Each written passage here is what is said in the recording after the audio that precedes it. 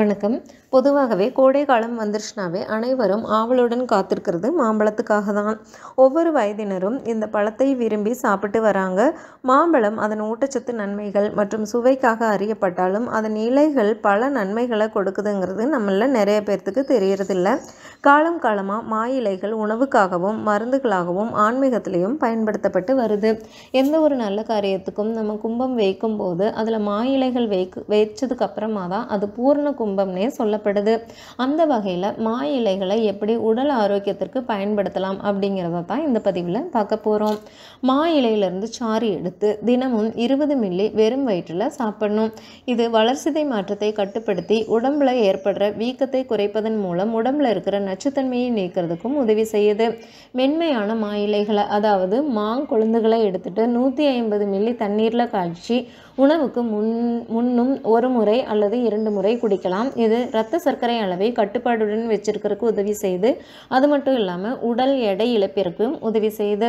20லிருந்து 25 மா இலைகளை எரித்து சாம்பலாக்கி அந்த சாம்பலை கொஞ்சம் தேங்காய் எண்ணெயுடன் கலந்து காயம் இருக்கிற இடத்துல தடவி வர அந்த காயம் விரைவில் ஆறும். பூஞ்சை தொற்று ரொம்ப நாளாக ஆறாமல் இருக்குது அப்படின்னா அந்த காயங்களுக்கும் தடவி வர புண்கள் எளிதில் ஆறும்.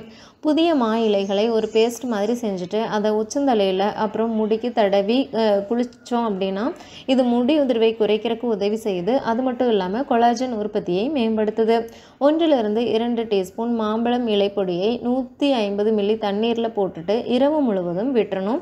இதை காலையில் வெறும் வயிற்றில் குடித்து வர சிறுநீரகம் மற்றும் பித்தப்பையில் இருக்கிற கற்களை வெளியேற்ற முடியும்.